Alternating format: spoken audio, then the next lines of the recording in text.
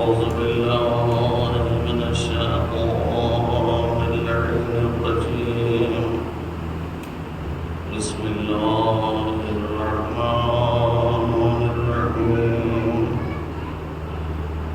الحمد لله الذي هدانا لهذا وما كنا لنهتدي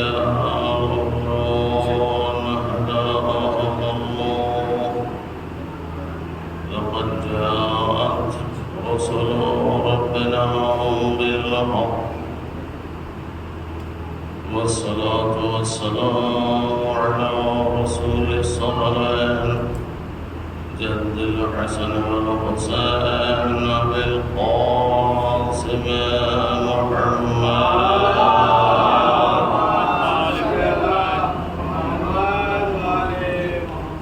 وعلى البيت الطيبين الطاهرين المعصومين المظلومين ولعنة الله على أعدائهم أجمعين من ليلنا هذا إلى يوم الدين أما بعد فقد والله سبحانه تبارك وتعالى في كتابه المبين سبحان الذي أسرى بعبده ليلا من المسجد الحرام إلى المسجد الأقصى صلى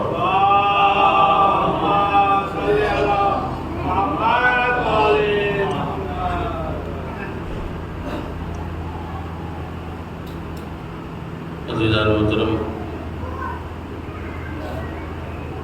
اعلیٰ حضرات سے بندگی کے حوالے سے گفتگو کر رہے تھے۔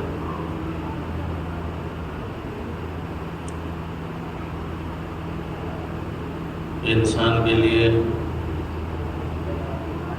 اگر سب سے بڑا کوئی عہدہ اور سب سے بڑا کوئی منصب ہے اس دنیا میں تو وہ ہے بندگی۔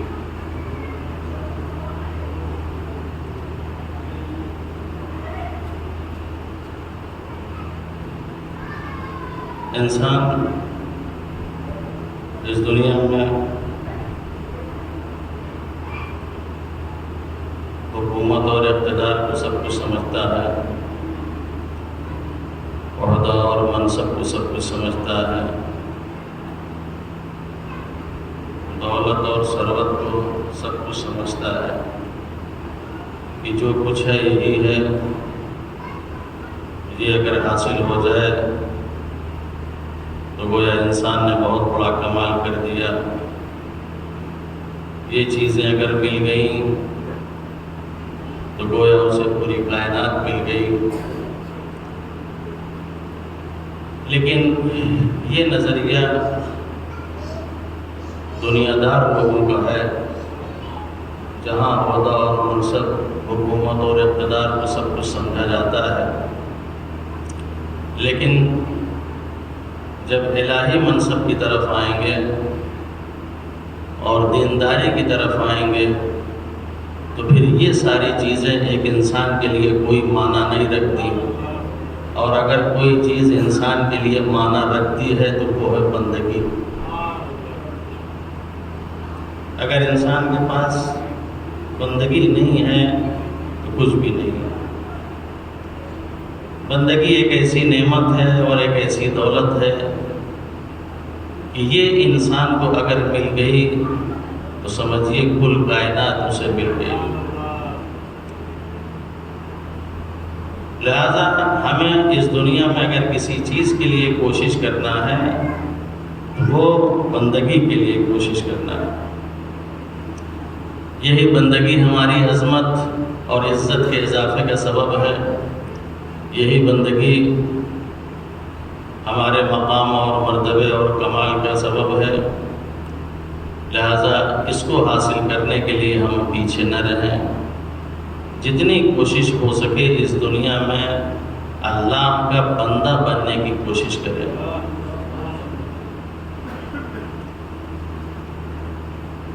یہ اگر بندگی ہمیں مل گئی اور اس مقصد میں اگر ہم کامیاب ہو گئے تو آپ یاد رکھیے دنیا بھی ہمارے ہاتھ میں ہوگی اور آخرت بھی ہمارے ہاتھ میں ہوگی۔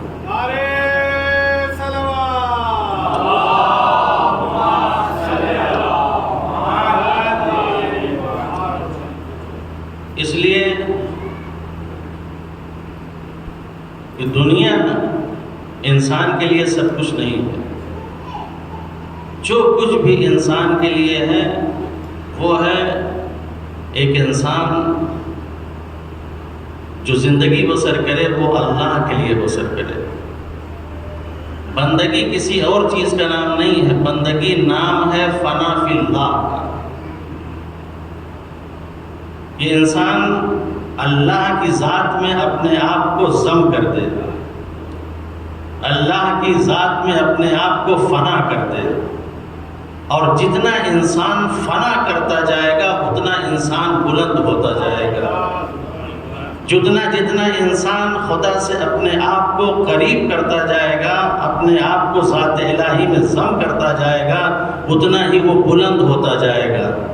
دنیا کے نزدیک جو چیزیں سب سے پست مانی جاتی ہیں، جو سب سے گھٹیا مانی جاتی ہیں، کسی کے سامنے جھک جانا، کسی کے سامنے خم ہو جانا، لیکن یہی چیز جب اللہ کی بارگاہ میں انسان جھکتا ہے اور جھکنے کے بعد جب آخری انتہا یہ کر دیتا ہے کہ جیسے ہی سجدے میں یہ سر رکھتا ہے، اس سجدے کو سر رکھنا اللہ کو اتنا محبوب ہوتا ہے کہ اسے اتنا اٹھا دیتا ہے کہ معراج تک پہنچا دیتا ہے۔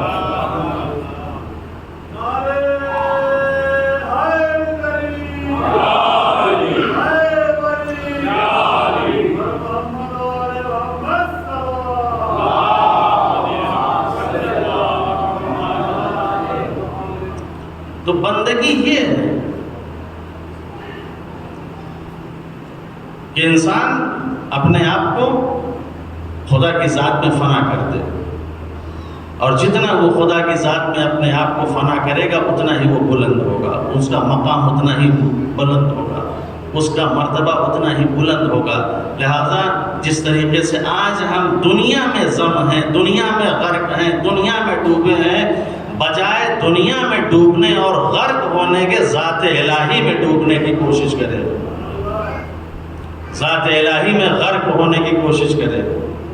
اگر اس ذات میں ہم نے اپنے آپ کو غرق کر دیا، اس ذات میں اپنے آپ کو ڈبو دیا، تو خدا بند عالم اتنا ہی ہم کو مقام اور مرتبہ عطا کرے گا۔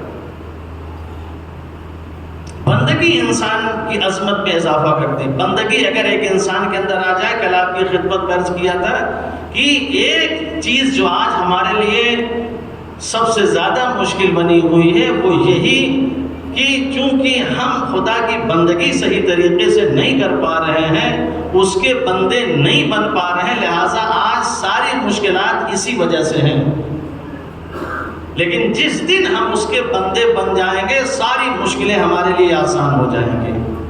عرض کیا تھا کل آپ کی خدمت میں، یہ نمازیں آج ہمارے لیے کیوں مشکل ہیں؟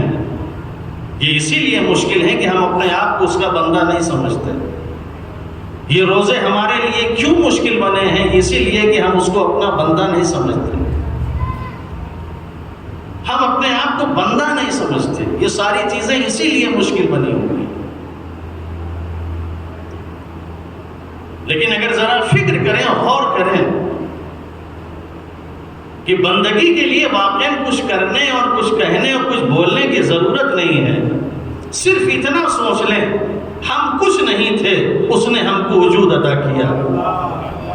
ہمارے پاس کچھ نہیں تھا، اس نے ہمیں سب کچھ عطا کیا۔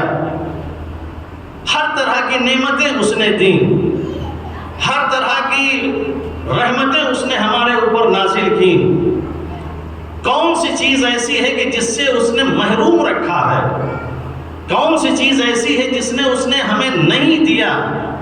اگر انسان صرف اتنا سوچ لے کہ اس نے ہمیں پیدا کیا، اس نے ہمیں بڑا کیا، اس نے ہمیں سب کچھ عطا کیا، اس نے ہمیں انبیاء جیسے رہبر دیے، ائمہ جیسے رہبر دیے، قرآن جیسی کتابیں دی، اتنی ساری نعمتیں دی، ان تمام چیزوں کے بعد کون انسان کوئی ایسے محسن کا سجدہ نہ کرے۔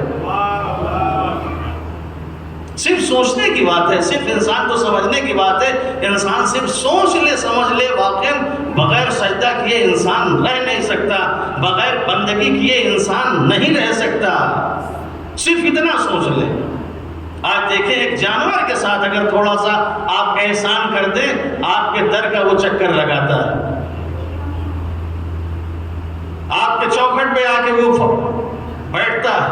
ایک جانور کے ساتھ تھوڑا سا احسان کر دیں، روٹی کے 2 ٹکڑے اس کے سامنے ڈال دیں، دیکھیں کتنا فرما بردار ہو جائے گا آپ کا، کیسے آپ کے دروازے کے سامنے اپنے آپ میں وجود کو بچھا دے گا، کس طریقے سے آپ کے ساتھ وہ رہے گا۔ صرف 2 ٹکڑے، صرف روٹی اگر اس کے سامنے ڈال دیں، کس طریقے سے آپ کا وفادار ہو جاتا ہے۔ عزیزوں، کیا ہم انسان نہیں ہیں؟ کیا اللہ نے ہمیں عقل نہیں دی؟ اللہ نے ہمیں شعور نہیں دیا کہ سب کچھ اس نے ہمیں دیا، اتنی نعمتیں دی، سب کچھ ہم کو دیا، اس کے باوجود بھی جب بات آتی ہے نماز پڑھنے کی تو ہم کتراتے ہیں، جب بات آتی ہے روزے کی تو ہم دور کھڑے ہو جاتے ہیں، جب بات آتی ہے کسی دینی کام کے تو انسان آگے بڑھنے کے لیے تیار نہیں ہوتا۔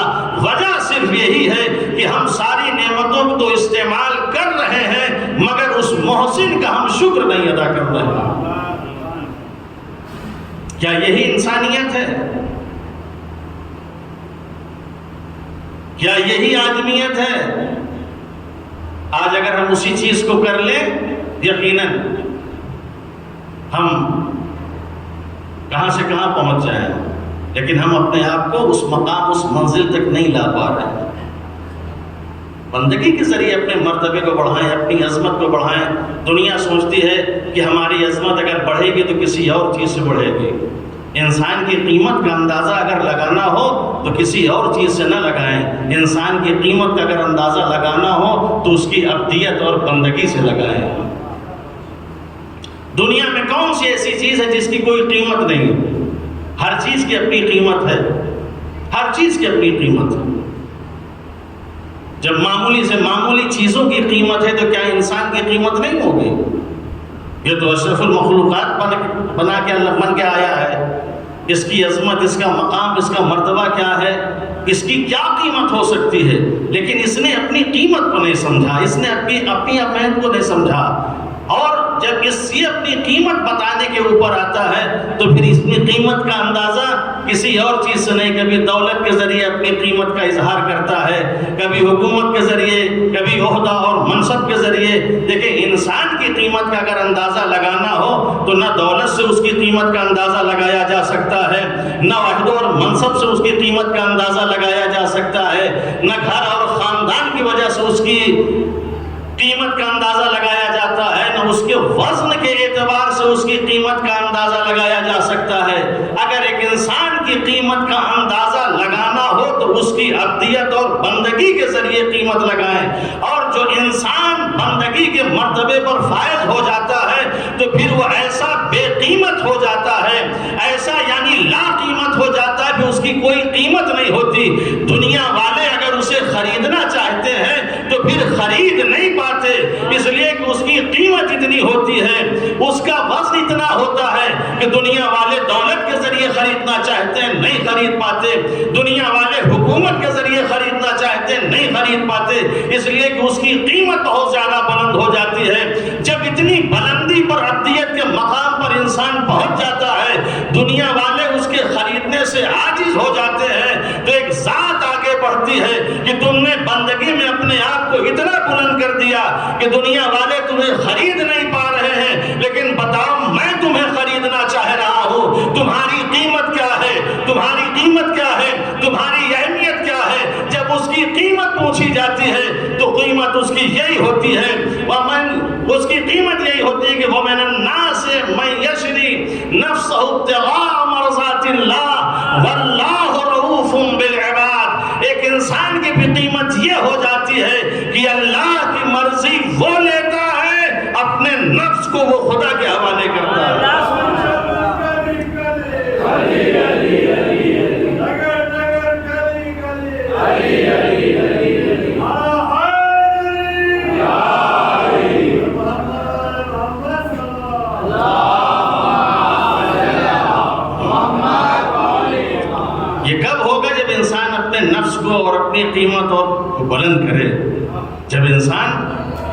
بندہ خدا کا بن جاتا ہے تو سب سے پہلا کام یہی ہوتا ہے اس کا کہ جو اس کی خواہشات ہوتی ہیں، اس کی آرزویں ہوتی ہیں، اس کی تمنائیں ہوتی ہیں، وہ سب ختم کر دیتا ہے۔ پھر خواہشات کے اعتبار سے نہیں جیتا، وہ آرزوؤں اور تمناؤں کے اعتبار سے نہیں جیتا، پھر اس کی خواہش اپنی کوئی خواہش نہیں رہتی، اس کی خواہش وہ ہوتی ہے جو اس کی ہوتی ہے۔ وَمَا تَشَاءُونَ إِلَّا أَن يَشَاءَ اللَّهُ، جو وہ چاہتا ہے وہی یہ چاہتے ہیں، اور جو یہ چاہتے ہیں وہی اللہ چاہتا ہے۔ یہ کب ہوتا ہے؟ یہ اس وقت ہوتا ہے جب انسان اپنے آپ کو بلند کرے، جب اپنی قیمت کو بڑھائے، جب اپنے مقام اور مرتبے کو یہ بڑھا لیتا ہے تو انسان کے اندر یہی چیز پیدا ہو جاتی ہے۔ تو یہ عظمت انسان کی بندگی میں ہے، انسان بندگی حاصل کرے، دیکھیں ساری مشکلیں انسان کی ختم ہو جائیں گی، ساری پریشانیاں انسان کی ختم ہو جائیں گی۔ جب تک انسان خدا کا بندہ نہیں بنے گا، ہر چیز اپنا سمجھے گا، جب اپنا سمجھے گا تو ہر چیز میں اس کو تکلیف ہوگی، درد ہوگا، دکھ ہوگا، کبھی بھی کسی کام کے لیے وہ آگے نہیں بڑھے گا۔ لیکن جہاں یہ سمجھ لے گا سب کچھ اللہ کا ہے، پھر اللہ کی راہ میں نہ مال دینے سے بھاگے گا، نہ اولاد قربان کرنے سے گھبرائے گا، نہ کسی اور چیز کو پیش کرنے سے گھبرائے گا، ساری چیزیں خدا کے حوالے کر دے گا۔ پروردگارا یہ سب تیری ہے، تو لے لے، سب تیری ہے، تو لے لے۔ تو انسان کو یہ نہیں چاہیے، انسان کو خدا کا بندہ بننا ہے۔ دیکھیں پھر انسان کا مقام، انسان کا مرتبہ کیا ہوتا ہے، خدا اسے کہاں پہنچا دیتا ہے، کس منزل پہ لے جا کے رکھ دیتا ہے۔ تو یہ چیزیں ہمارے لیے آج مشکل بنی ہوئی ہیں۔ کل میں عرض کر رہا تھا کہ واقعاً بہت سی چیزیں ایسے ہیں آج ہمارا خود بہت نقصان ہو رہا ہے، لیکن ہم اس نقصان کو اس کے آگے کچھ سمجھ نہیں رہے ہیں۔ اپنا بھی نقصان ہو رہا ہے، سماج کا بھی نقصان ہو رہا ہے، معاشرے کا بھی نقصان ہو رہا ہے، لیکن ان تمام نقصانات کو ہم نقصان نہیں سمجھ رہے ہیں، چونکہ سب کچھ ہم نے اسے اپنا سمجھ لیا ہے، لہٰذا اس چیز سے واجب کام بھی ہم نہیں کر پا رہے، واجب کام بھی ہم نہیں کر پا رہے۔ دیکھیں ضروری نہیں، دیکھیں آج ہمارے سامنے جو مسئلہ ہے ایک بنیادی مسئلہ ہے، ہمارے وجود کے اندر جو بھی چیزیں جنم لیتی ہیں اور جو بھی چیزیں پیدا ہوتی ہیں اور جس طرح کا بھی ہمارا مزاج، ہماری فطرت، ہماری روح، یہ سب ساری چیزیں ہیں، اس میں سارا عمل دخل جو ہے کھانے پینے کا ہوتا ہے۔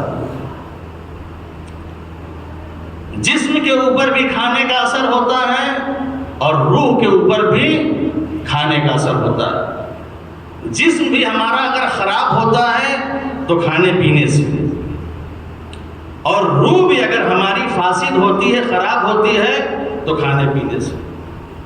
جسم اور روح دونوں ہمارے اگر فاسد ہوتے ہیں تو کھانے پینے کی وجہ سے۔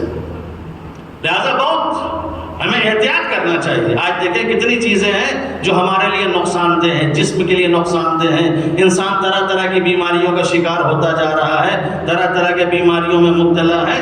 یہ کھانا اور پینا آج ہمیں کہاں لے جا کے کھڑا کر دے رہا ہے۔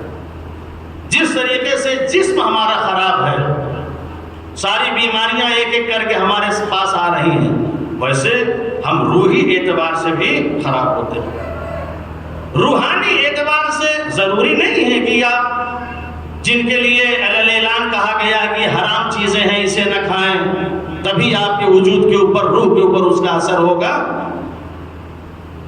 اگر وہ حرام کی منزل میں نہیں بھی ہے، لیکن اگر کسی چیز کا حکم دیا گیا ہے، اس کے اوپر انسان عمل نہیں کر رہا ہے اور وہ چیزیں انسان کھا پی رہا ہے تو وہ بھی اس کے اوپر اثر انداز ہوتی ہے، وہ بھی اثر انداز ہوتی ہے۔ ان میں ایک چیز جو میں نے کل عرض کیا تھا کہ انسان اپنے جیب سے آج جو اس کے اوپر واجب ہے وہ واجب چیز ادا کرنے کے لیے تیار نہیں ہے، انسان اس سے بھاگ رہا، جبکہ اس سے کتنا بڑا نقصان ہے۔ ہماری عبادتیں اس کا شکار ہو رہی ہیں، ہماری زیارتیں اس کا شکار ہو رہی ہیں، ہمارے سارے امور اس کے شکار ہو رہے ہیں، ہماری اولاد کے اوپر اس کا غلط اثر پڑ رہا ہے، ہم رو بھی رہے ہیں، فریاد بھی کر رہے ہیں، اولاد اچھی نہیں ہے، لڑکا اچھا نہیں ہے، اولاد خراب ہو گئی، ساری چیزیں ہم کر رہے ہیں، ساری فریاد کر رہے ہیں، لیکن انسان اس کو اتنا پکڑ کے بیٹھا ہوا ہے کہ کچھ بھی ہو جائے ہم یہ نہیں دیں گے، اولاد خراب ہوتی ہو تو ہو جائے، عبادت فاسد ہوتی ہو تو ہو جائے، جو کچھ بھی ہو جائے ہم سب برداشت کرنے کے لیے تیار ہیں، مگر اس چیز کے لیے ہم کبھی برداشت نہیں کریں گے کہ ہم اپنے جیب سے 20% جو اہل بیت اطہار علیہ السلام کا حق ہے ہم وہ دیں۔ واقعاً اگر کوئی نہیں کرتا، یہ ایک بہت بڑا قرض ہے جو انسان کے اوپر ہوتا ہے، بہت بڑا قرض ہے، انسان مقروض ہے، اور اس قرض کو ادا کرنا اس کے لیے ضروری ہے۔ اگر ادا نہیں کرتا تو پھر انسان خدا کو کیا جواب دے گا؟ یہ مقروض ہے، انسان مقروض۔ خاتم الفقہاء شیخ مرتضیٰ انصاری، ان کے لیے ایک واقعہ نقل کیا گیا ہے۔ نجف میں ایک شخص نے خواب دیکھا کہ ایک شیطان ہے، اس کے ہاتھ میں چھوٹی بڑی رسیاں ہیں اور وہ رسیاں لے کے جا رہا ہے۔ اس نے عالم خواب میں پوچھا، یہ بتاؤ یہ جو رسی تمہارے ہاتھ میں ہے اس سے تم کیا کرتے ہو؟ کہا میں اس سے لوگوں کو پھنساتا ہوں، لوگوں کو باندھتا ہوں اور اپنی طرف کھینچتا ہوں۔ انہی رسیوں میں ایک رسی اس کے پاس بہت موٹی رسی تھی۔ کہا بتاؤ اس سے تم کیا کرتے ہو؟ کہا یہ موٹی رسی تمہارے پاس کیوں ہے؟ کہا یہ موٹی رسی شیخ مرتضیٰ انصاری کے لیے ہے، میں ان کو پھنسانا چاہتا ہوں، میں ان کو اپنی طرف کھینچنا چاہتا ہوں، یہ موٹی رسی ان کے لیے۔ خواب دیکھا اس نے، اور پھر اس کے بعد دیکھا کہ وہی موٹی رسی لے کے شیخ مرتضیٰ انصاری کے پاس گیا، اور جانے کے بعد ان کو اس رسی میں باندھا اور باندھ کے اپنی طرف کھینچنا چاہ رہا ہے۔ جیسے ہی اس نے کھینچنا چاہا، مرتضیٰ انصاری نے زور لگایا اور وہ رسی ٹوٹ گئی، وہ آزاد ہو گئے۔ توجہ کیجئے، فکر کیجئے، آزاد ہو گئے وہ۔ صبح ہوئی، وہ شخص شیخ مرتضیٰ انصاری کے پاس آیا اور آنے کے بعد کہتا ہے، سرکار میں نے رات میں خواب دیکھا۔ کہا کیا دیکھا؟ کہا یہ دیکھا کہ شیطان ایک موٹی رسی لیے ہوئے ہے، آپ کو اس نے باندھا، اور باندھنے کے بعد جیسے ہی آپ کو اپنی طرف کھینچنا چاہ رہا تھا، آپ نے ایسا زور لگایا، رسی ٹوٹ گئی اور آپ آزاد ہو گئے۔ میں نے یہ خواب دیکھا۔ تو شیخ مرتضیٰ انصاری مسکرائے، اور مسکرانے کے بعد کہتے ہیں کہ یہ جو تم نے خواب دیکھا، اصل میں ہمارے پاس دو طرح کا حساب ہے۔ ایک ہے اپنا ذاتی حساب ہمارے پاس، اور دوسرا ہے سہم امام کا۔ یہ دو حساب ہمارے پاس ہیں۔ جو ہمارا ذاتی پیسہ ہے وہ ہم اپنی ذات پہ، اپنے گھر پہ، اپنے بیوی بچوں کے اوپر خرچ کرتے ہیں، اور وہ ہمارے گھر سے زراعت کے ذریعے آتا ہے۔ لیکن جو مال امام ہمارے پاس ہے، یہ مال امام ہم استاد اور جتنے طلبہ ہیں ان کے اوپر خرچ کرتے ہیں، اور اتفاق سے ہمارے گھر سے پیسہ آنے میں کچھ تاخیر ہوئی اور گھر میں ہمارے فاقے کی نوبت آ گئی۔ 1-2 دن سے ہمارے بچے فاقے کا شکار ہو رہے تھے۔ تو گھر والوں نے کہا کہ ایسا ہے جو یہ سہم امام رکھا ہوا ہے، توجہ کیجئے، یہ جو سہم امام رکھا ہوا ہے، اس سہم امام سے آپ استاد ہیں، حوزے میں درس دے رہے ہیں، کچھ لے لیجئے استاد کی حیثیت سے، اور گھر کے کھانے پینے کا سامان آ جائے۔ شیخ مرتضیٰ انصاری نے منع کر دیا، یہ نہیں ہو سکتا۔ تو کہا پھر آپ قرض لے لیجئے، اور قرض لے کے آپ کھانے پینے کے لیے لے آئیے، اس لیے کہ گھر میں کچھ نہیں ہے، ہم لوگ بھوکے ہیں۔ کہا ٹھیک ہے، قبول کر لیا کہ قرض کے طور پہ لیتے ہیں۔ سہم امام جہاں رکھا ہوا تھا وہاں سے کچھ روپے اٹھائے اور لے چلے، بازار میں گئے۔ بازار میں کچھ خریدنا چاہ رہے تھے کہ ذہن میں آیا، کچھ آیا ان کے ذہن میں، واپس آ گئے، بغیر خریدے ہوئے گھر واپس آ گئے۔ جیسے ہی بغیر خریدے ہوئے گھر واپس آئے، بیوی نے پوچھا کیا ہوا، آپ تو بازار گئے تھے، کچھ لینے کے لیے گئے تھے، ہم لوگ بھوکے ہیں، پیسے ہیں، کچھ لے کے آئے؟ تو شیخ مرتضی انصاری کہتے ہیں نہیں، میں نہیں لے کے آیا، میں خالی ہاتھ آ گیا۔ کہا خالی ہاتھ کیوں آ گئے جب آپ پیسہ لے کے گئے تھے؟ تو کہا میں اس لیے خالی ہاتھ آ گیا، جب میں دکان تک گیا خریدنے کے لیے تو ہمارے ذہن میں یہ آیا کہ اگر میں یہ سہم امام جو قرض الحسنہ لے کے جا رہا ہوں، اگر یہ میں سامان خرید کے لے گیا اور آج ہی کی رات اگر میں مر گیا، آج ہی کی رات اگر میں مر گیا تو میں امام کا مقروض مروں گا، میں امام کا قرض دار مروں گا، اس لیے میں نے اس چیز کو نہیں لیا اور واپس آ گیا۔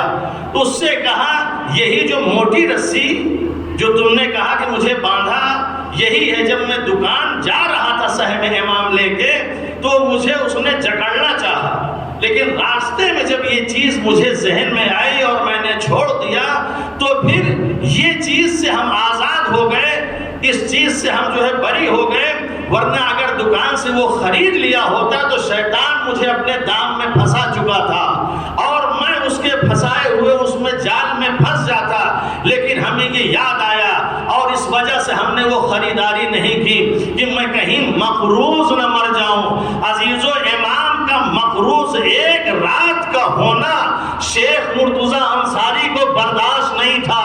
ہماری کتنی عمریں گزری چلی جا رہی ہیں، کتنی عمریں ہماری گزر گئیں، آج تک اگر ہم نے خمس نہیں نکالا، اگر ہم نے مامان کا حق نہیں ادا کیا تو آپ رکھیں ہم کتنے بڑے مقروض ہیں، اور ایسے قرض کے عالم میں اگر ہم مر گئے تو ہم اللہ کو کیا جواب دیں گے اور اماموں کو کیا جواب دیں گے؟ صلوات پڑھتے ہیں محمد و آل محمد۔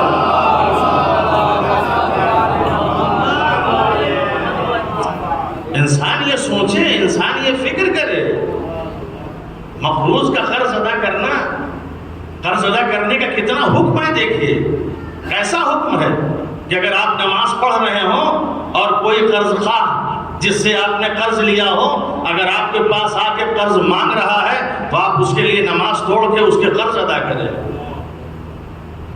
قرض ادا کریے اس کا۔ ہم کس کے مقروض ہیں؟ امام کے۔ کس کا ہم نے قرضہ لیا؟ امام کا لیا۔ کتنی عمریں ہم نے ایسے گزار دی، ہم اسی قرض میں پوری زندگی گزار دے رہے ہیں۔ انسان کو سوچنا چاہیے کیا ہمیں موت نہیں آئے گی؟ کیا ہم ہمیشہ زندہ رہیں گے؟ جس کی وجہ سے آج ہم یہ سب کر رہے ہیں۔ جب انسان یہ سوچ لے گا، فکر کر لے گا تو واقعاً انسان مقروض نہیں رہے گا۔ ہر سال دن سال میں ایک تاریخ معین کرے گا، فکس کرے گا، جب وہ تاریخ آ جائے گی جو امام کا حق ہے وہ امام کو دے گا، جو سادات کا حق ہے وہ سادات کا دے گا۔ کسی کو حق نہیں مارنا چاہیے، کسی کے حق کو جو ہے نہیں غصب کرنا چاہیے، اور چہ جائے کہ امام کا حق وہ تو اصلاً ہمیں اس کے بارے میں سوچنا بھی نہیں چاہیے، ہمیں اس کے بارے میں فکر بھی نہیں کرنا چاہیے کہ ہم امام کے حق کو لے لیں۔ اور یہی چیزیں ہیں واقعاً، یہی دینداری اور یہی ساری چیزیں، چاہے پھر ان کے گھرانے کے بچوں کو دیکھیں، چاہے ان کی ذات کو دیکھیں، شیخ الفقہاء، خاتم الفقہاء ان کو کہا جاتا تھا، اور آج جب تک ان کی کتاب رسائل وغیرہ نہ پڑھی جائے تب تک یاد رکھیں کوئی مجتہد نہیں بن سکتا۔ جو اس مقام پر تھے، جو اس مرتبے پہ تھے، پڑھنا، بغیر پڑھے ہوئے آپ وہاں تک نہیں پہنچ سکتے۔ شیخ مرتضی انصاری رسائل مقاصد ان کی عظیم کتابیں ہیں جس کو پڑھ کے ایک انسان مجتہد بنتا ہے۔ تو یہ دنیا کیا ہے؟ کچھ بھی نہیں ہے۔ کیوں ہم اس کو پکڑ کے بیٹھے ہیں؟ کیوں ہم اس سے اتنی محبت کر رہے ہیں؟ کیوں ہم اس کو چھوڑنے کے لیے تیار نہیں ہیں؟ انسان کو سوچنا چاہیے، انسان کو فکر کرنا چاہیے۔ یہی چیز آپ کے گھر کو بھی آباد کریں گی، یہی چیزیں آپ کے سماج اور معاشرے کو بھی حسین اور خوبصورت بنائیں گی، یہی چیزیں آپ کے ملک اور دنیا کو حسین اور خوبصورت بنائیں گی۔ اس میں بڑی عظمت ہے، بڑی قوت ہے، بڑی طاقت ہے۔ سماج معاشرے کی اصلاح کے لیے بہت بہترین چیز. یہ جو شیخ الفقہا. ایران کا آپ نے ایک واقعہ اور سنا ہوگا. جب برطانیہ نے ایران کو خراب کرنا چاہا، دیکھیں ہمیشہ ان لوگوں کا کام یہ رہا ہے، یہ جتنی استعماری طاقتیں ہیں، یہ سامراجی طاقتیں ہیں، جب بھی کہیں داخل ہوتی ہیں اور اس پر قبضہ کرنا چاہتی ہیں تو کسی نہ کسی بہانے سے داخل ہوتے ہیں. عراق میں دیکھیے بہانے سے داخل ہوئے، تباہ و برباد کر کے چلے گئے. افغانستان میں داخل ہوئے، بہانے سے تباہ و برباد کر کے چلے گئے. یہ جو آپ کا انڈیا ہے، ہندوستان، یہاں جب انگریز آئے تھے تو یہاں بھی ایک بہانے سے آئے تھے چائے کا کاروبار کرنے. ایسٹ انڈیا کمپنی جو یہاں کی کمپنی تھی، اور اس کے بہانے آئے تھے چائے کا کاروبار کرنے کے لیے، چائے کا بزنس کرنے کے لیے. لیکن چائے بیچتے بیچتے پورے ہندوستان پہ قبضہ کر لیا. توجہ کیجئے، چائے بیچتے بیچتے پورے ہندوستان پہ قبضہ کر لیا. پورے ہندوستان پہ ان کا اختیار ہو گیا، اور ایسا اختیار ہو گیا کہ پورے ہندوستان کو انہوں نے غلام بنا لیا. ہم جو کہیں اب تمہیں کرنا ہے، ہم جو بولیں اب تمہیں کرنا ہے. یہ غلامی کی زندگی. اور واقعاً ہم سے کیا کیا کروا لیا گیا، اور ہم سب کرنے میں تیار ہو گئے. یہ ہم کیا کیا کرنے میں تیار ہو گئے. آپ بافہم ہیں، سمجھدار ہیں. آپ خود سوچئے، جب ایسٹ انڈیا کمپنی یہاں آئی اور آنے کے بعد ان لوگوں نے یہ کام کیا، چائے کے ذریعے سے داخل ہوئے ہندوستان میں، اور ہندوستان میں داخل ہونے کے بعد پورے ہندوستان پر قبضہ کر لیا. اور یہ آنے کے بعد ایک چائے کی لت ہمیں لگا کے چلے گئے. آج دیکھیں ہم میں سے بغیر چائے کا کوئی رہ نہیں پاتا. کھانا نہ ملے مگر چائے ملے ان کو، اور کیسے بھی چائے ہو پینے کے لیے تیار ہیں. اتنی طلب. اسٹیشن پہ دیکھیں، ٹرین پہ دیکھیں، اتنی بیکار قسم کی چائے ہوتی ہے، لیکن کیا مزے لے لے کے پیتے ہیں. چائے چاہیے ہمیں. صبح اٹھے نہ منہ دھوئے نہ برش کیے، کچھ نہیں، یہ بیٹی ہے گندے منہ سے. اتنے ہم انسان عادی ہو گئے ہیں چائے کے. دیکھیں کوئی ایسا نہیں ہے جو چائے نہ پیتا ہو. چائے چائے، کھانا نہ دیجئے ان کو، دن بھر میں چائے دیں. یہ کون ہمیں یہ لت لگا کے گیا؟ انگریز. خود اتنی چائے نہیں پیتے. یہ کہ شوشہ چھوڑ کے چلے گئے کہ تم پیتے رہو، ہم یہاں سے جا رہے ہیں. آج تک چائے کے غلام ہیں ہم. آج تک ہم غلامی کر رہے ہیں، آج تک پی رہے ہیں. بغیر اس کے ہماری زندگی نہیں ہے. تو وہ آئے تھے ہندوستان میں چائے کے بہانے، قبضہ کر کے چلے گئے، ہم کو غلام بنا کے چلے گئے. اسی طریقے سے یہ ایران میں قبضہ کرنا چاہتے تھے. ایران میں تجارت اور بزنس کے بہانے سے آئے تمباکو کا، کہ ہم تمباکو کا کاروبار کریں گے. یہ برطانیہ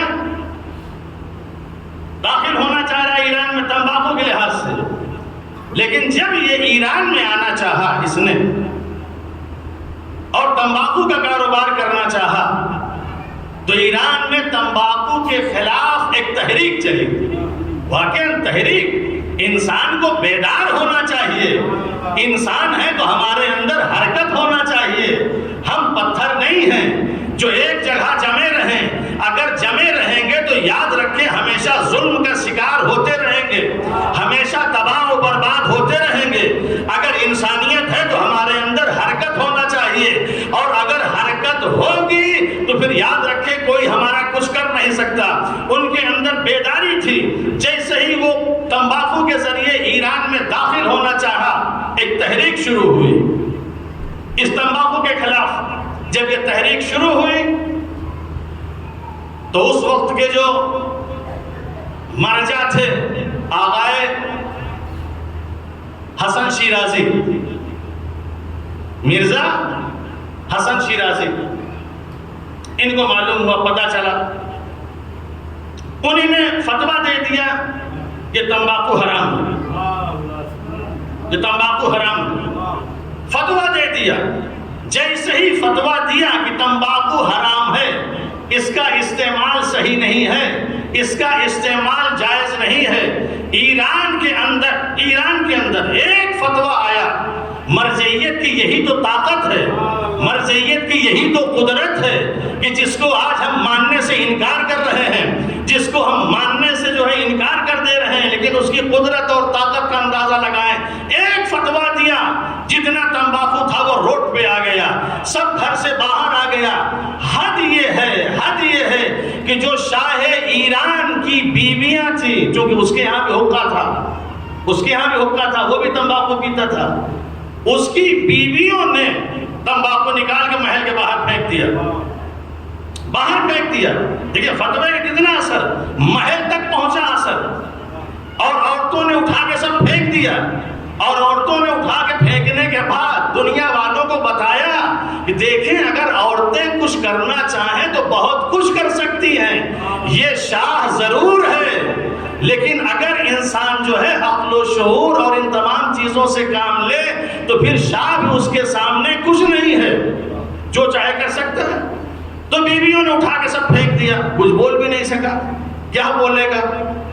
ہم سب سے بول سکتے ہیں، مگر جب گھر میں آئیں گے تو بیویوں سے کچھ نہیں بول سکتے، چاہے جتنے بڑے عہدے پہ ہوں، چاہے جتنے بڑے پوسٹ پہ ہوں، باہر بہت بہادری دکھاتے ہیں، باہر بہت شجاعت کا اظہار کرتے ہیں کہ ہم یہ کر کے آ گئے، وہ کر کے آ گئے، ان کو پکڑ لیا، ان کو مار دیا، لیکن جہاں گھر میں آتے ہیں وہاں ساری بہادری، ساری شجاعت، ساری چیزیں ختم ہو جاتی ہیں۔ شاہ کتنا بڑا قوی تھا،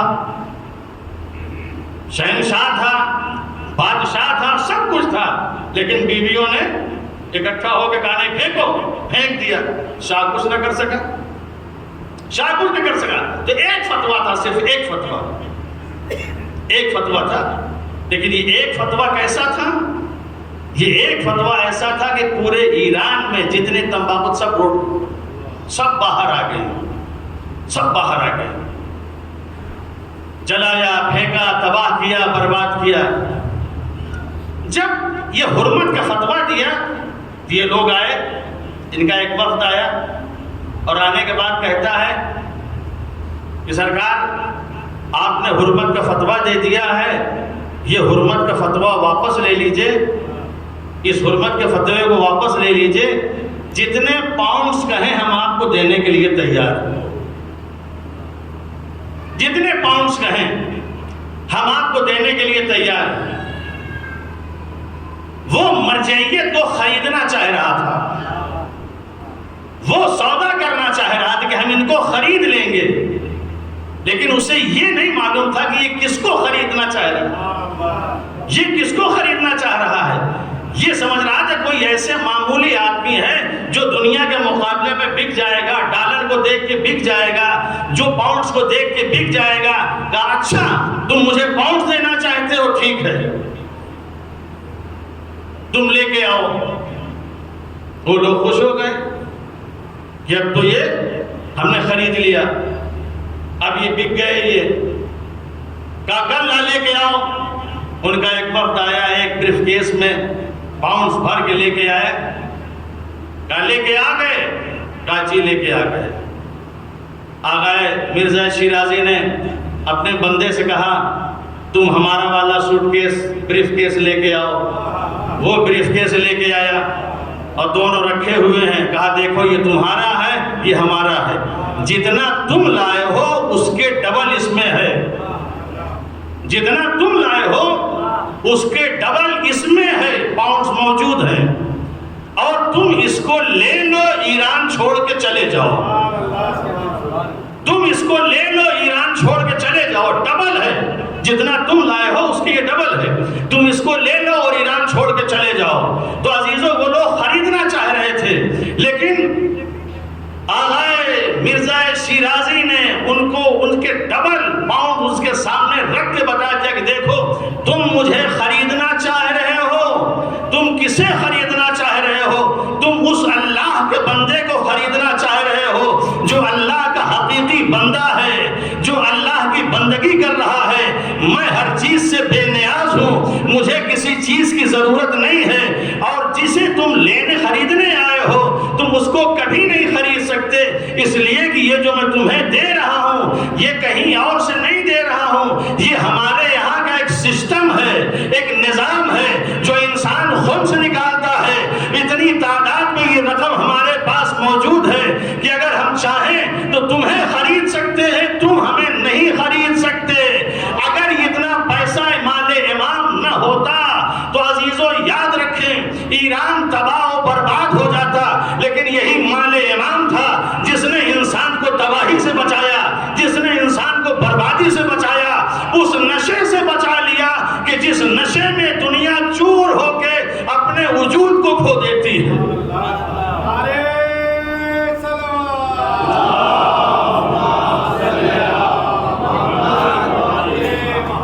اگر یہ نشہ واقعاً ایران میں عام ہو گیا ہوتا کیا حالت ہوتی؟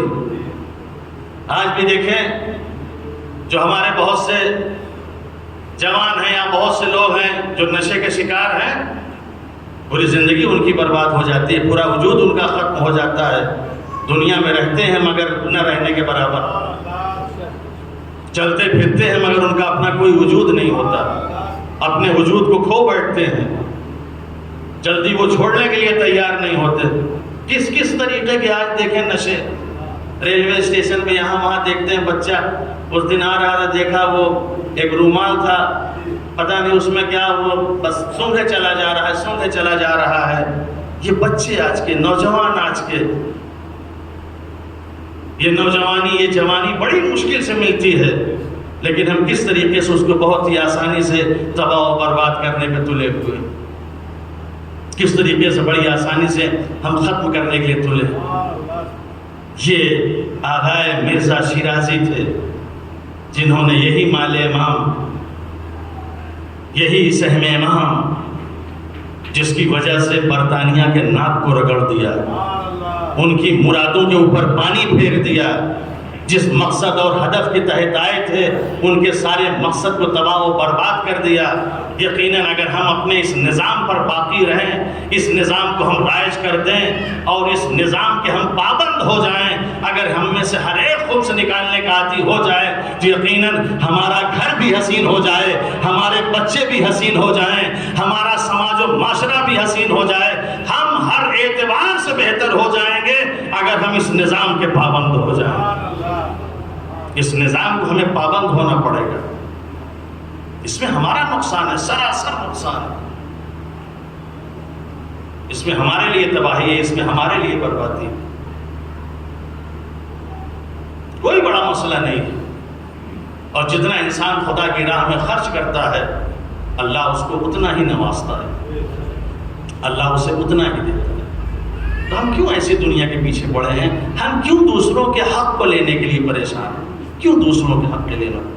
واقعی مولا کائنات نے بڑی عجیب و غریب تعبیر پیش کی اور لوگوں کو بتایا کہ تم دوسروں کے حق کو نہ مارو، جس طریقے سے تمہیں اپنا حق ہے جہاں ملے لے لو، اپنے حق کے لیے میں نہیں روکتا، دنیا میں جہاں ملے تمہارا حق تم لے لو، لیکن مگر دوسروں کے حق کے اوپر قبضہ کرنے کی کوشش نہ کرو۔ دنیا حاصل کرنے کے لیے منع نہیں کیا، لیکن جو دوسروں کا حق ہے وہ نہ، اپنا حق لو، اپنا حق حاصل کرو۔ مولا کائنات علی بن ابی طالب علیہ السلام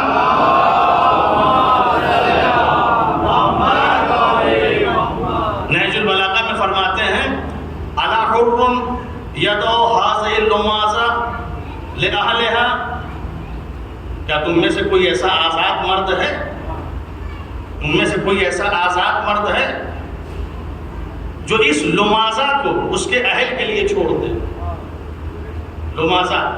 لمازہ کہتے ہیں دنیا سے، دیکھیں اس طرح کی چیزوں سے نفرت پیدا کرنے کے مولا نے کیا حسین تعبیر پیش کی ہے۔ کاش کی وہ نفرت اور وہ کراہیت ہمارے دل میں اگر پیدا ہو جائے تو اس طرح کی ہم کبھی حرکت نہیں کریں گے۔ لمازہ کسے کہتے ہیں؟ لمازہ کہتے ہیں کھانے کے بعد دانت میں جو چیز پھنس جائے اور خلال کے ذریعے کریت کے اس کو جو نکال کے باہر پھینک دیا جائے اسے کہتے ہیں لمازہ۔ الا حر یدعو هذه اللمازہ لأہلها، تم میں ہے کوئی ایسا جو اس لمازہ کو اس کے اہل کے لیے چھوڑ دے. یہ جو لمازہ ہے یہ کھانا کھانے کے بعد جیسے گوشت وغیرہ کھا لیں تو اس کے ٹکڑے اکثر دانت میں پھنس جاتے ہیں، خلال کے ذریعے اسے کریت کے باہر پھینک دیتے ہیں. لیکن بہت سے لوگ ایسے ہیں کہ اس کو کریدیں گے پھر اس کو کھا دیں گے. یہ دیکھ کے بڑی کراہیت سے معلوم ہوتی ہے. یہ آپ کا حق نہیں ہے. جو جانا تھا آپ کے پیٹ میں چلا گیا، یہ جو بچ گیا یہ کسی اور کا ہے.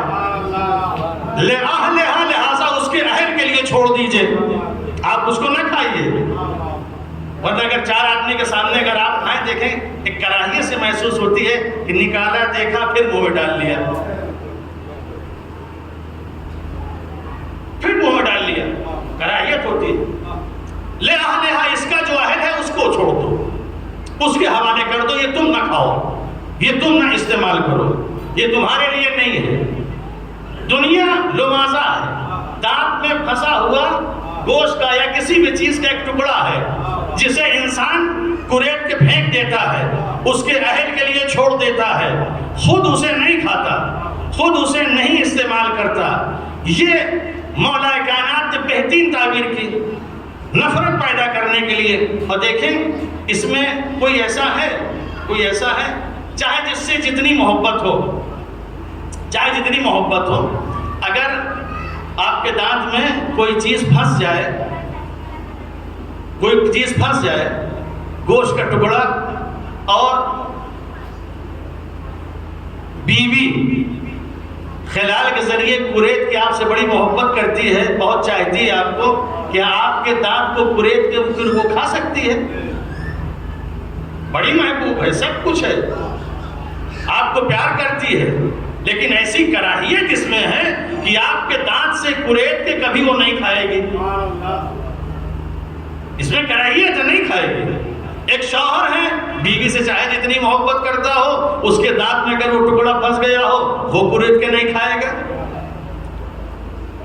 اولاد کے دانتوں سے نکال کے والدین نہیں کھائیں گے، والدین کے دانت سے نکال کے اولاد نہیں کھائیں گی. یہ لمازہ ہے ہی ایسی چیز نفرت والی، کراہیت والی، کہ چاہے جتنا پاک و پاکیزہ رشتہ کیوں نہ ہو، چاہے جتنا مقدس رشتہ کیوں نہ ہو، کبھی بھی انسان ایک دوسرے کا منہ کھول کے کبھی بھی اسے کریت کے نہیں کھا سکتا، اس لیے کہ حق کسی اور کا ہے، لہذا اسے کھانے دو. مولا نے کہا دنیا اسی طرح ہے، تمہارا جو حق ہے وہ لے لو، باقی کسی دوسرے کا منہ کھول کے اس کے دانت سے کریت کے کھانے کی کوشش نہ کرو. ایک انسان کے لیے شایان شان نہیں ہے. صلوات پڑھیں محمد و آل محمد.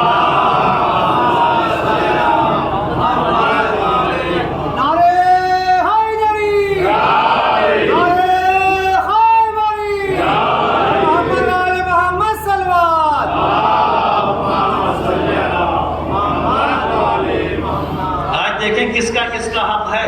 ہم سب کا کریت دکھائے جا رہے ہیں. بھائی کا حق ہے، اس کا منہ کھولا، اس کے دانت کو کریدا.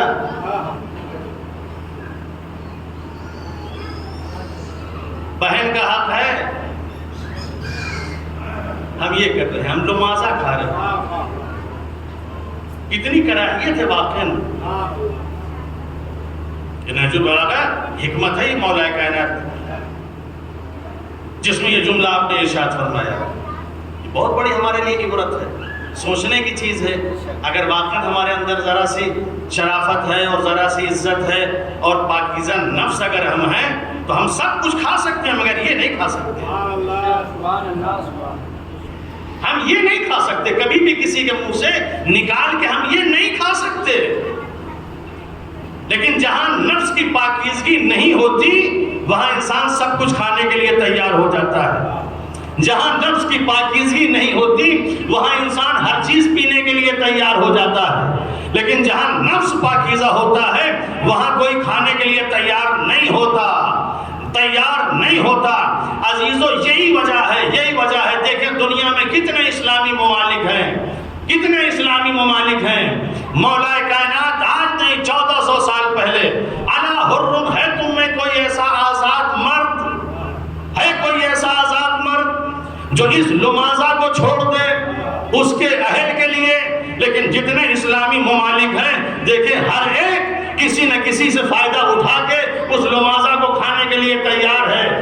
صرف اپنا الو سیدھا کر رہا ہے, صرف اپنی حکومت دیکھ رہا ہے, جہاں سے ملے لے لو, چاہے سماج و معاشرہ اچھا رہے یا نہ رہے, تباہ و برباد ہو جائے کوئی مطلب نہیں, مگر لمازہ انسان کھانے کے لیے تیار ہے, لمازہ کھانے کے لیے تیار ہے. امام فرماتے ہیں الا حر ہے تم میں کوئی ایسا آزاد مرد؟ واقعا کوئی نہیں تھا ایسا آزاد, مگر لیکن ایک ایسا آزاد مرد ہم نے ایران میں دیکھا کہ ایک آزاد مرد اٹھا, اور اٹھنے کے بعد شاہ ایران جو ہمیشہ مغرب اور یورپ کے منہ کو کھول کے کریٹ کے ہمیشہ وہ کھا رہا تھا, اس نے فوراً کھڑے ہوئے اور کھڑے ہونے کے بعد کہتے ہیں یہ ہم تجھے نہیں کھانے دیں گے, نہ یہ ہمارے ملک کے لوگ کھائیں گے, ہم تمہیں اس دنیا سے اس ایران سے نکال کے چھوڑیں گے. جب یہ بات آئی, جب اس کے مقابلے میں کھڑے ہوئے تو شاہ ایران کیا کہتا ہے, شاہ ایران کیا کہتا ہے, دیکھیں ہمیشہ خریدنے کی کوشش کی ہے, ہمیشہ لوگوں کو خریدنے کی کوشش کی. شاہ ایران کہتا ہے کہ اگر آپ کہیں تو میں سینکڑوں اور ہزاروں لاکھوں ڈالر آپ کو دینے کے لیے تیار ہوں, لاکھوں ڈالر ہم سے لے لیجئے, ہم آپ کے لیے بہترین یونیورسٹی کھول دیں, آپ وہاں پڑھائیے لکھائیے, درس و تدریس میں مصروف رہیے, مگر ہمارے مقابلے میں نہ آئیے, ہمارے مقابلے میں نہ آئیے. وہاں بھی آزاد مرد کھڑا ہوتا ہے, تو مجھے ڈالر کی لالچ دے رہا ہے, تو مجھے ڈالر کی لالچ دے رہا ہے, لے یہ چیک بک ہے, تو کتنا لکھنا چاہتا ہے اپنے ہاتھ سے لکھ دے, میں ان تمام چیزوں کو ادا کرنے کے لیے تیار ہوں, اربوں ڈالر کھربوں ڈالر جتنا لکھنا ہو لکھ دے, میں ادا کروں گا, میں ادا کروں گا, لیکن تو ایران چھوڑ کے چلا جا, میں لمازہ کو کسی قیمت پہ برداشت کرنے کے لیے تیار نہیں ہوں. تو عزیزو, جب کوئی ایسا آزاد مرد کھڑا ہوتا ہے تو لمازہ کو ٹھوکر مار دیتا ہے اور اس کے اہل کے لیے اسے چھوڑ دیتا ہے, خود اسے کھانے کے لیے تیار نہیں ہوتا, نہ اپنے قوم کو کھانے دیتا ہے.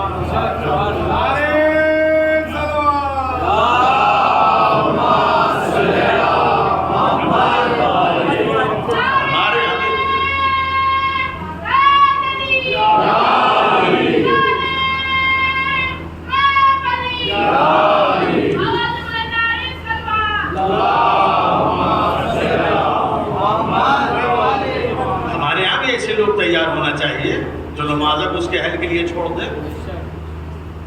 ہمارے گھر میں, ہمارے سماج میں, ہمارے معاشرے میں دیکھیے یہ پاکیزگی نفس کی علامت ہے, یہ آپ کی نفاست کی علامت, آپ کی طہارت کی علامت ہے کہ آپ ایسی چیزوں کو نہیں کھا رہے ہیں, آپ ایسی چیزوں سے محفوظ ہیں.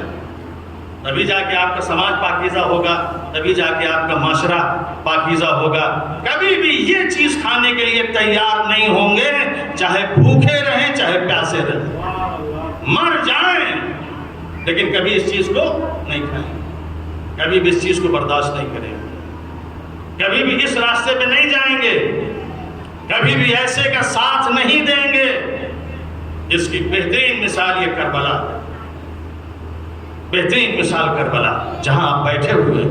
یہ عزاداری واقعی اس کی معرفت ہونی چاہیے, ہمیں اس کی شناخت ہونی چاہیے.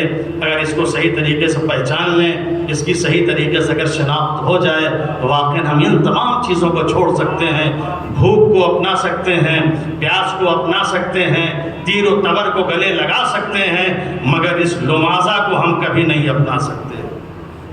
اس ذلت اور رسوائی کی زندگی کو ہم کبھی نہیں قبول کر سکتے. کیا راستہ حسین ابن علی نے اختیار کیا, کیا راستہ اختیار کیا. قد رکض بین اثنتین بین الذلۃ والذلہ ہیہات من الذلہ.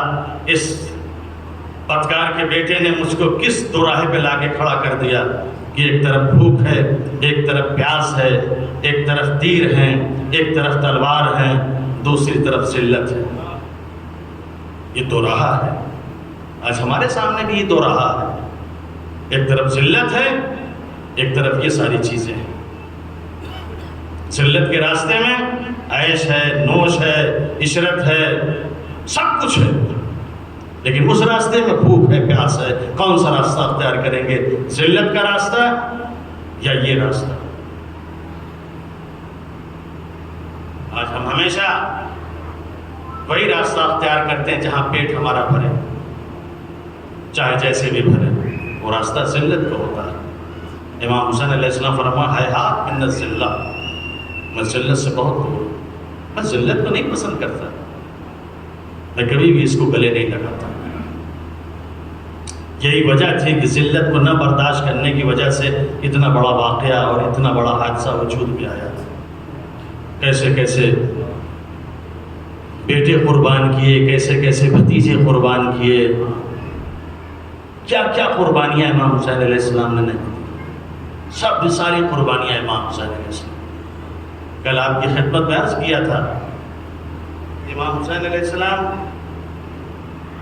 کے نزدیک جو سب سے بڑی قربانی تھی وہ قربانی بیویوں کے سروں سے چادر کا دینا،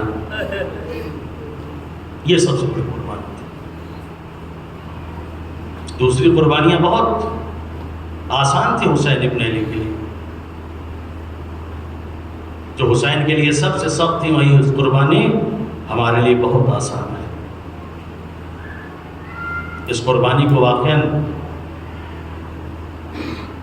جو امام حسین علیہ السلام نے دی ہے ہم اسے ضائع نہ ہونے دیں، ضائع نہ ہونے دیں، اس کو ہم بچائیں، اس کی ہم حفاظت کریں۔ جتنی فکر امام حسین علیہ السلام کو اہل حرم کی تھی اور ان کے چادر کی تھی، کسی اور چیز کی فکر نہیں تھی۔ اتنا بے چین حسین ابن علی کو کسی اور چیز کے لیے نہیں دیکھا، اتنا پریشان ہوتے ہوئے کسی اور چیز کے لیے نہیں دیکھا، جتنا بیویوں کے لیے پریشان تھے، جتنا ان کے لیے گھبرا رہے تھے۔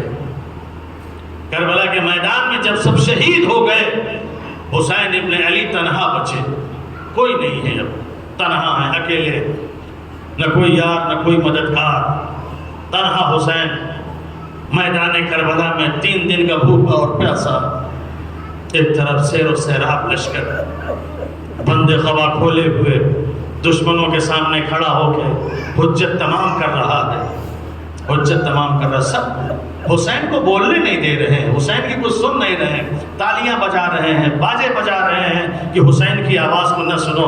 امام روک رہے ہیں، سن لو بس تھوڑی دیر کے لیے، خاموش ہو جاؤ، لیکن کوئی سننے کے لیے تیار نہیں۔ امام نے کہا تم کیوں نہیں سن رہے ہو، تم میری باتوں کے اوپر کیوں دھیان نہیں دے رہے ہو؟ اس کی وجہ یہ ہے کہ تمہارا پیٹ مال حرام سے بھرا ہوا ہے، جس کی وجہ سے تم سننے کے لیے تیار نہیں ہو، جس کی وجہ سے تم عمل کرنے کے لیے تیار نہیں ہو۔ کاش کہ میری بات سن لو۔ امام نے اپنی حجت تمام کی، لیکن کون سننے والا تھا، کون اس کے اوپر عمل کرنے والا تھا؟ حسین ابن علی کے ساتھ بھی وہی نوبت آئی جو ابھی تک علی اکبر علیہ السلام، جو ابھی تک جناب عباس علیہ السلام کے ساتھ رہی، کہ بس برسر پیکار مقابلے کے لیے آمادہ، تلواریں چلنے لگیں، ایک دوسرے کے مقابلے میں آ گئے۔ لیکن ہاں عزیزو، ادھر حسین دشمنوں سے لڑ تو ضرور رہے ہیں، لیکن حسین کی ساری توجہ خیمے کی طرف مرکوز ہے، حسین کی ساری توجہ خیمے کی طرف ہے کہ میں تو شہید کر دیا جاؤں گا، مگر میری بہن زینب کا کیا ہوگا؟ میں تو قتل کر دیا جاؤں گا، مگر میری بیٹی سکینہ کا کیا ہوگا؟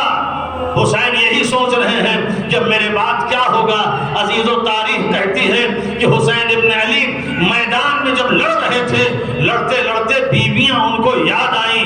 امام ایک مرتبہ نہیں 3 مرتبہ خیمے کے قریب آئے ہیں جنگ کو چھوڑ کے، اور خیمے کے قریب آنے کے بعد گھوڑے پہ اپنے آپ کو بلند کیا، آواز دی زینب ام کلثوم گھبرانا نہیں، ابھی حسین زندہ ہے۔ اجرکم اللہ، بیویوں کو ڈھارس تھی کہ بھائی عباس نہ رہا کوئی بات نہیں، بھائی علی اکبر نہ رہا کوئی بات نہیں، کم سے کم میرا بھائی حسین ابھی زندہ ہے۔ حسین یہ کہہ کے میدان میں آئے، لڑنے لگے، لڑتے لڑتے پھر یہ بیویاں یاد آئیں، پھر امام میدان پھر خیمے کے قریب آئے، گھوڑے پہ اپنے آپ کو بلند کیا، کہتے اے فضہ، اے رقیہ، اے رباب، گھبرانا نہیں، ابھی حسین زندہ ہے۔ اجرکم اللہ، یہ کہہ کے حسین پھر میدان میں آئے، لڑنا شروع کیا، لڑتے لڑتے پھر بیویاں یاد آئیں۔ امام تیسری مرتبہ پھر خیمے کے قریب آئے، اور قریب آنے کے بعد یہی کہتے